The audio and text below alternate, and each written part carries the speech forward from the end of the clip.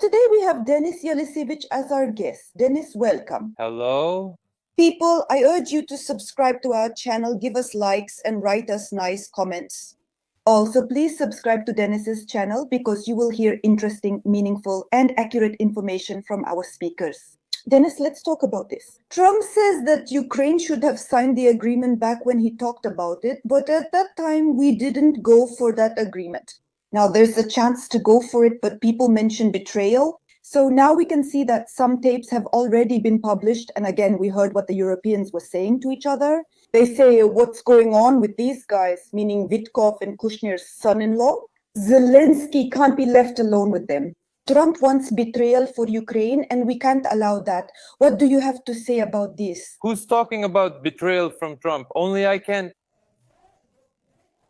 We're talking about whether it's a betrayal by Merz or Macron. I'll tell you more in detail now. I got it. You mean the Europeans should consider this? That's what I said. Yeah, I read that too, but can't recall who. It was someone important. And they were like, you can't leave Volodymyr alone. That's stupid.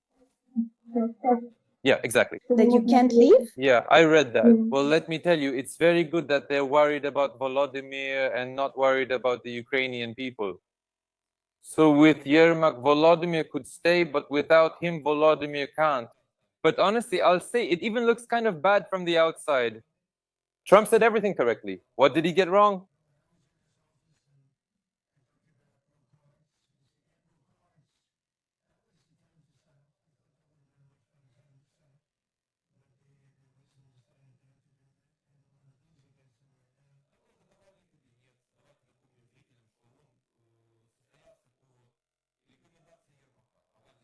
It was the Oval Office on Yermak's recommendation. Oval Office, 1-0. That scandal happened. You were told you have no cards, compromise. It's been 6 months. But 6 months is a lot. I've told you 100 times already. In 6 months, the conditions will be even worse. So there's no betrayal here. There's just a tough negotiation process. We see that Macron is concerned about our situation. He met with the president of China. For what purpose? In order to ask the president of China to influence Putin so that they don't bomb our energy infrastructure. And the president of China reacts to this very calmly. And he says that he supports peace in Ukraine. He supports all those peace agreements and initiatives. Was this some kind of demonstrative action from Macron?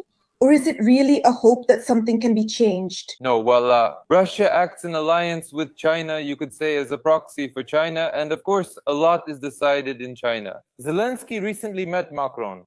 I'll tell you, in general, what we're being told now is actually a stumbling block in the negotiations. Globally, not everything quite matches reality. In fact, about many things that our country is now shouting about, saying betrayal, this won't happen, that won't happen. This has already been discussed and approved. It's just that if they say this publicly now, well, imagine if they come out now and say, we agree to withdraw troops from Donbas.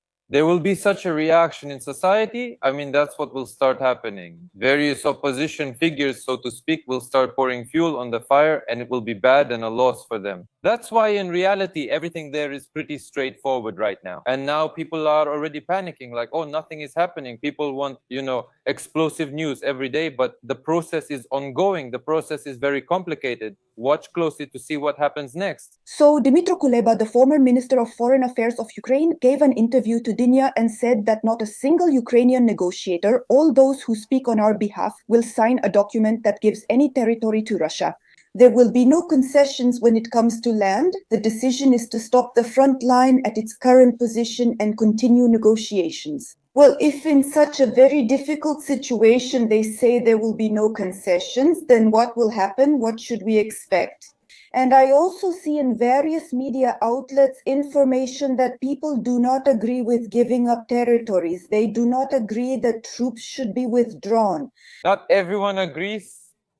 It depends on how you ask. For instance, Ukrainska Pravda recently did a poll on purpose and is now sharing it. 51% said they'd nearly protest if Donbas was withdrawn. Ukrainska Pravda, which collaborates with globalists, is doing this. The thing is, the globalists might already want to get rid of Zelensky. Not might, they do, but they want to continue the war, just with someone else continuing it. For example, a good guy like Zaluzhny. I'm not speaking out against any particular person, but against specific actions. And I'm in favor of certain main actions. You should ask, are you ready?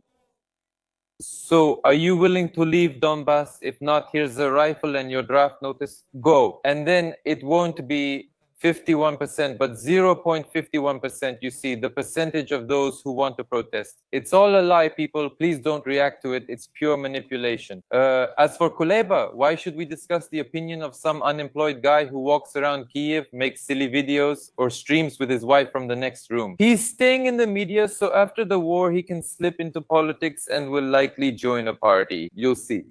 An argument I often hear even from the military themselves is that Ukraine is increasing its military potential, specifically weapons, specifically drones. We are increasing these drones, strengthening their production. That's why Russia is experiencing an economic decline, and that's why we are increasing our weapons. And that's the only way to win back our territories. It happens several times a week. People talk about it. Tell us about this buildup. Drones won't reclaim these territories. Territory can't be reclaimed. Territory is reclaimed with drones. First of all, primarily with infantry and offensive weapons. Drones are good, but it's absurd. Second, again, this idea of taking back territory. Will Putin just stand and watch? And about the myth of Russia's economic decline? I would also like to believe that things aren't going great there, but there's no major decline. Russia still receives its billion euros a day for energy resources and feels just fine. They've set aside a huge military budget for next year, about $130 billion. What are we even talking about? A $130 billion military budget? What kind of territory return are we talking about? We need to understand who we're dealing with. This isn't surrendering. It's about being smart and ending things as well as we can. The best terms we can get now, barely favorable, that won't be available in a year, and even those will disappear in 6 months. It's simple, so why have these conversations? We found ourselves in a terrible situation, so let's think about how to get out of it and how to move forward. That's the number one question. If we keep discussing returning territory, nothing good will happen. It will just mean endless war and talk of us building up weapons. Well, show me. Most importantly, we keep asking everyone for everything. I still can't understand why we have 60 billion euros in the budget. We voted for the budget, but it's a virtual budget. It's like you and I could just sit down and vote for it. $1 trillion, but that money doesn't exist. Basically, it's just a report and there's an expenses column and nothing else. But there should also be an income column, but there isn't one. There's only give, give, give. When people speak, you need to look at their competence and expertise on the subject. So, do you understand where we've ended up now? Here's the key thing I want to say. It was idiotic to pump the country full of propaganda and slogans for 4 years. And now if you don't speak in slogans, you're immediately an enemy. Did you notice? Today, I think the Belgian Prime Minister spoke directly. And Stubb said, by the way, that we will have to accept that the conditions will be bad and there will be no just peace. And there will be no guarantees either. That's what we're discussing. I'm saying there can't be any justice. First, it's a dumb, abstract term. And second, it can't exist anymore. How can there be justice for Ukraine at all? And the Prime Minister of Belgium said, you can believe in fairy tales that we'll take these frozen Russian assets, that Russia will fall apart, that its economy will collapse. But in reality, none of this is happening. None of this is actually happening. He says maybe Russia shouldn't be defeated because of nuclear weapons and uncertainty over who might control them. We need to hold on to the fact that everything in the world is very complicated. And when it comes to Russia, everything is very complicated. It's only easy for those who get money just cash on the table or in some account that appeared out of nowhere. And he has a set of slogans to say, because in this situation, he makes money and feels good. Yes, we should speak from the perspective of Ukrainians and Ukraine's future. None of this fits into any logic or common sense. It's just pointless to discuss. It's fairy tales. This budget that was created, at least they're proposing how to fill it and with what. And among other things, they will fill it with taxes they plan to collect after they meet the conditions. What is the International Monetary Fund asking for? They think that entrepreneurs will pay more taxes, which will bring in revenue, people will pay money, and we also need to pay off loans, plus the money we receive from them will also have to go toward paying loans and salaries. As you see it, should deputies get an increase or not? By the way, deputies won't get an increase, but the military will. Yes, you should discuss this with the deputies on your show. How did it increase from 80 to 200 during this tough time, and what are they really doing? You know, this is a way to bribe in such a difficult situation. The parliament is a legal way of bribery. It turns out, I don't even know what to say to all this. Things are really bad for us. Today on our broadcast, we had Ihor Mosichuk, and he also said that 801 million hryvnias were allocated to Mariupol, to the Mariupol community, meaning Mariupol, which is not under our control, the city is not under our control, the territories are not under our control. And what do you think? Why did they allocate 800 million to Luhansk region, to Mariupol? Simply put, it's theft as corruption. We haven't controlled those territories in years. Mariupol for several, Luhansk region for 10, yet funds have still been allocated for a decade. The governor there was taken by the security service. And there are some tenders happening, some trams, some stadiums, hundreds of millions, billions of hryvnias, officials going somewhere, some things only on paper. What is even going on?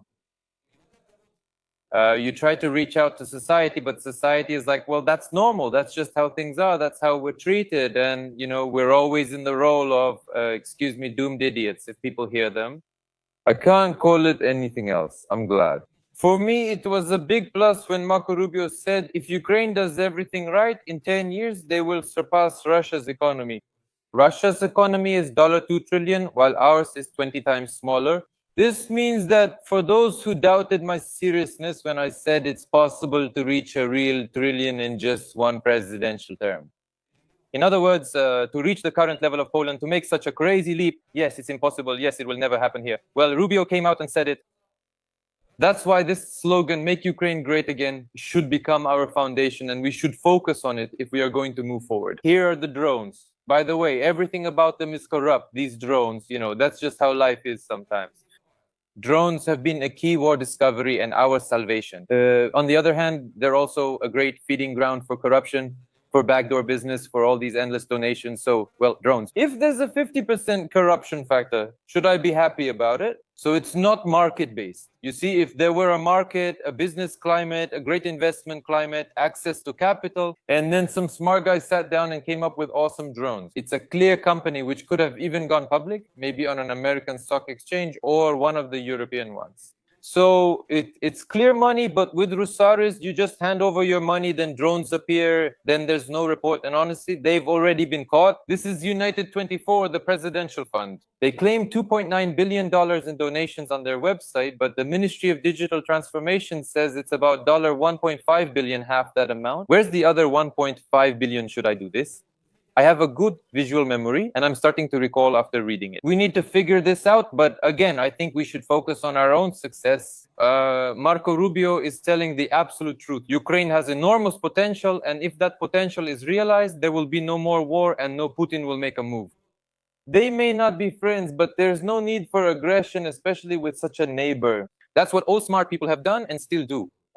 Finland, which only recently joined NATO, is already facing problems because of it, as we discussed Stub today. They remained neutral for years. You just need to accept Russia as it is, and let's focus on ourselves. That's what we should be doing. It's very hard to do because Hetman keeps saying we're not doing enough. Ukrainians have very low labor productivity. You say that Ukraine's gross domestic product needs to grow, but if labor productivity is low, how can it grow? Hetman is a real scoundrel, an economic saboteur who insults people for no reason. He talks about some kind of efficiency. He can't measure it at all since 70–80% of the economy is underground. How could he possibly measure this market? Somewhere people are working, some are working in 3 shifts, including night shifts, and officially none of this is recorded anywhere because it's all done in cash. How will he understand this? He should have cut taxes to bring things out of the shadows so we could evaluate them. He just came out once again and said, Ukrainians, you're kind of idiots. You're somehow not right. You're kind of clumsy. We're sitting here in the government. We're awesome guys, but we just got unlucky with you. So you have to suffer here, go to the front, die and all that. And at this point, people really need to start thinking about things. If someone dislikes me or my ideas, that's fine, but he leaves. And the United States Secretary of State declares that Ukraine has more potential than Russia, even though it's just a raw materials economy. And for us, creativity and brains could be the main resource. And Marco Rubio, let me say, is the most tolerant member of Trump's team, the most compromising, the softest, so he's not someone harsh. He goes out and makes a statement there too. Basically, everyone on Trump's team is expressive, and Rubio is the most balanced, like everyone else, and he is, as they say, the most modest person there. How else can you get through? Well, it's hard to do because people can't always hear Marco Rubio. Some people aren't subscribed to our channel. Please subscribe to our channel and Dennis's channel for more truthful information. But Kyiv 24 is accessible to people, and again we see that the telethon continues to thrive on this channel, Kyiv 24. The politician says any peace with Russia in Ukraine costs more than war. I don't understand how I'm supposed to make sense of this. It's pointless. Why all this fuss? They're not pointless. This is shuttle diplomacy, shuttle diplomacy. It's not an easy task. Sitting and acting smart on a telethon is easy, but going to negotiate with Putin and with Zelensky, that's very difficult. That's the issue. These are just empty slogans. As for the telethon, believe me, most likely it won't exist anymore in January. They've allocated a budget there, but there's still no money at all. Well, they'll just cut it, and that's it. There won't be any telethon soon, and so much will already be hidden. Now, people find all this on the internet, like on YouTube. Thank God. Let them subscribe everywhere to the sources they trust. The television will try to pull things its way again, but there will already be more truth about the authorities. This is a useful process for democracy. Well, freedom of the media is simply necessary for democracy. Amelian made these statements, I believe. I don't want to comment, but my information is he's currently abroad. We hear and see such statements, and I also saw information that in the near future, NABU will not be showing us any more leaks because it doesn't benefit the Americans either, since they gave us cash and they wouldn't really want to make public how much cash the Americans gave to Ukrainians and accordingly to show it openly. What do you think? Will we see what else happened in those leaks? Yes, we will. Yesterday, former Trump advisor Steve Cortes published information that he joined NABU. When Magomed Rasulov was brought down, the company W1 Global joined the NABU team. This company is headed by a former high-ranking FBI employee. They were involved, and this person was too, though I don't recall his last name. He was involved in the most sophisticated corruption schemes in history. Not just in a month, but in the history of humanity, and he uncovered them. We have corrupt officials who are skilled at weaving webs. Now, there's also cryptocurrency. And Cortes said it clearly in America. He said it publicly, not just me or someone else somewhere, but now Cortes, an American, said it publicly. We already have all the information about corruption and all these little schemes. We know all the threads, and now it's all in the hands of the Americans, and not a single scoundrel will escape punishment, especially the fish just below the top ones in size. Maybe Zelensky will get away, but Yermak won't, and these propagandists won't either. They stole American money. Basically, Trump recently said the aid was in the form of cash. Well, cash, that's just crazy. I'm for saving Ukraine. In the first days, the situation was difficult. But do you really believe that Yermak or anyone else was handed $1 billion in cash and he spent exactly $1 billion? Yesterday, I asked Yuri Kamachuk if any cash had come from America where the money was taken in bags. He said he doesn't know anything about that, and as far as he remembers, nothing like that happened, of course. Well, what is he going to say? You know, every month they bring me envelopes here. Oh, Tatiana, you know, at this point, we shouldn't even focus on criticizing these Ermakovs and Zelenskys. Right now, I'm trying to reach out. I'm focusing on people to get through to them. Listen, here's the most recent example for you. Well, this morning, my time, I posted about the fact that 15% of Argentina's energy generation is privatized. Javier Milei privatized it all in one day. $1 billion was budgeted, requiring investors to put in another billion for these hydroelectric power plants. But I write a post, and again, we need to privatize everything. That's the root of evil, the root of corruption. About 40% of comments, that's nonsense. I won't tell you. People often confuse privatization and monopoly, meaning the real problem is monopoly, which means the anti-monopoly committee isn't working, which means there are corrupt officials, but instead they start looking for so-called good managers. It's now 2025 and Ukraine has been independent for 34 years. Who wrote this? You'll all die. Until then, nothing will happen. Where does Mindich Gates come from? Where does Nargotom NABU come from? The whole scheme has been shown. Handsome guys are sitting there, appointed by Syridenko, prime minister. There is Nargotom, just a multi-billion-dollar enterprise, a powerful enterprise. There will soon be a global surge in nuclear energy, with many countries, including ours, building more nuclear power plants. Do you want to work with us? The kickback is 15%. And we're talking about billions, not millions of hryvnias. It's like if Nargoatom were private, owned by Americans, the French, or someone else, whoever would steal from themselves in a private company, that's it. No one would steal from themselves. And there wouldn't be any kind of corruption there at all. Top energy professionals would work there with super managers on the board managing everything and paying taxes to Ukraine's treasury. Everything would be great there, and we would have an anti-monopoly committee that would oversee everything, and only Americans should be in charge of it.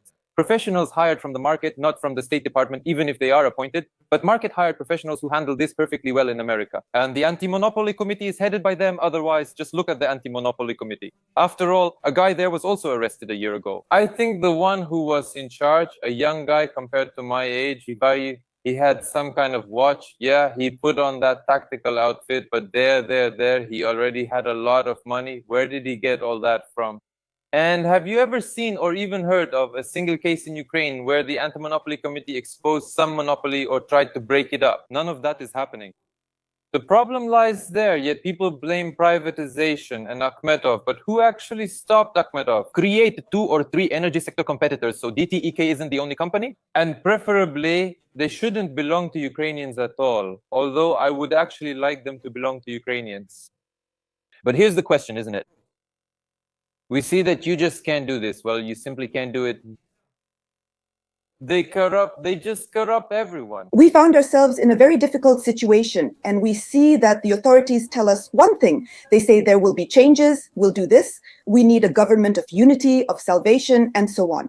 But the servants of the people gathered, and most of the votes for the budget came precisely from the servants of the people. For this budget, where money was allocated to Mariupol, to Luhansk, to the marathon. And that's why they raised their own salaries and explained why they wouldn't raise salaries for others. Those who don't understand this just don't understand what the work of deputies is all about, and that's it. And when other people came, they needed to be given access, well, not to the Teleton, but access to the people. How can people contact them? Some follow our channel, some yours, but that's only a small fraction, not millions.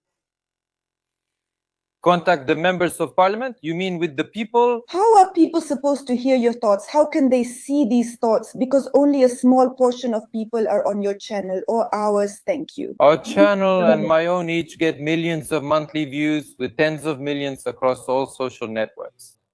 It's simply a matter of people's understanding. I could be, or you could be, or someone on your show could be Zolati. But if people just can't understand it, and more importantly, don't want to understand it, then that's the main thing. They want a good guy, not a bad one, and to get to the essence, but nothing will come of it. As for the Verkhovna Rada, let's just break this down point by point. We have the biggest corruption scandal in our country's history during wartime. Earlier, the Verkhovna Rada called Saveridenko to answer key questions, but she did not appear. That's it. They gave up. Now there's a scandal in our country, and the Verkhovna Rada is doing nothing. I'm not even talking about impeachment. Taking any action?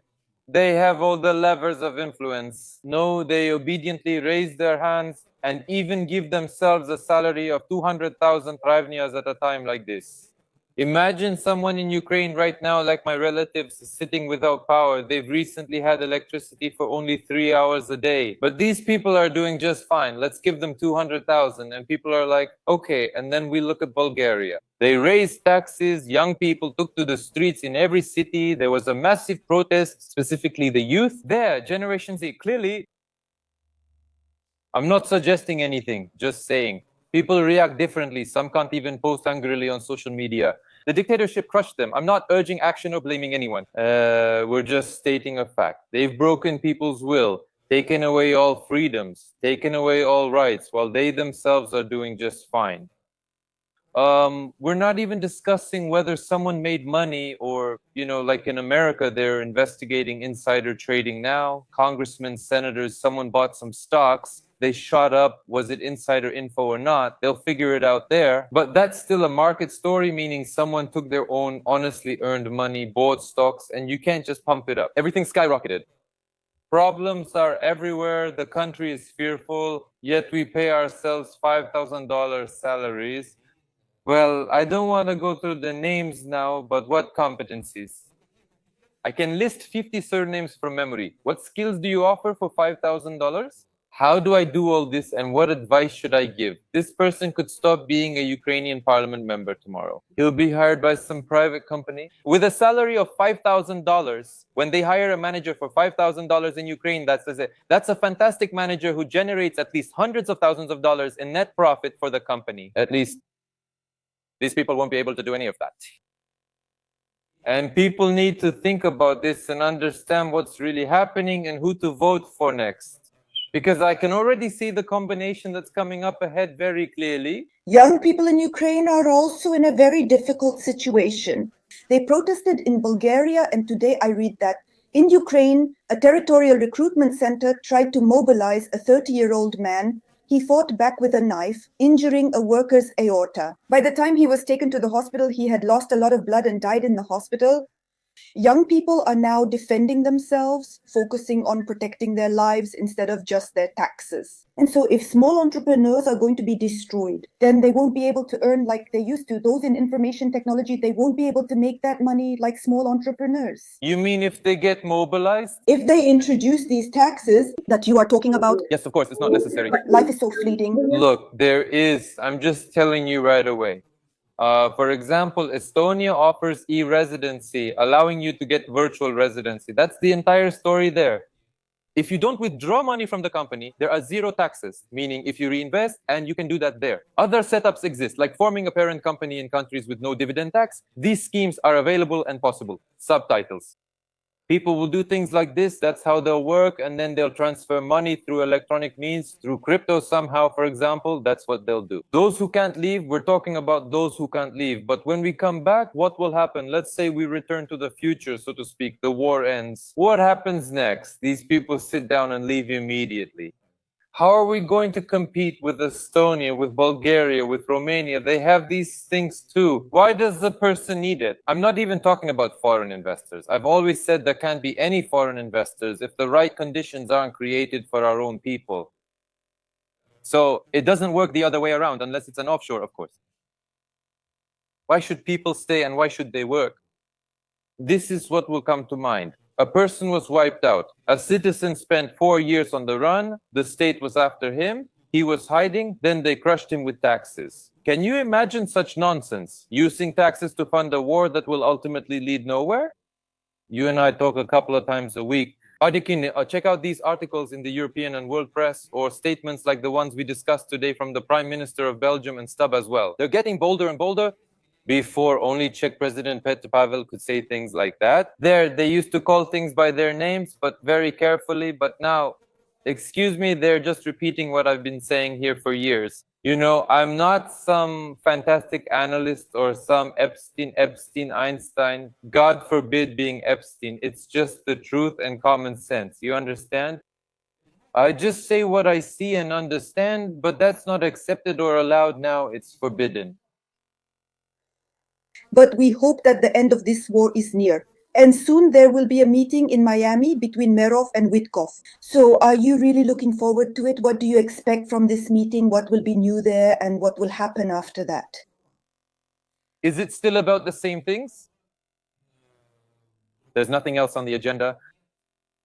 There are a number of points that haven't been fully agreed upon yet. Negotiations are ongoing. There's a question about the size of the army, and there are some nuances regarding the language. But as for Umarov, I've calculated everything. I don't think he has returned to Ukraine. He recently stopped by Miami for a couple of days, and now he's posting some photo from Brussels today in Miami. People should also pay attention to this. That's how it is. So far, there is no good news, but there is hope. There is hope for peace, that we will live in calm, in peace, in prosperity. People, that's why I kindly ask you to subscribe to Dennis's channel, subscribe to our channel, write us comments about what you think of our conversation, give us likes. Thank you very much for your attention. Until next time. Thank you.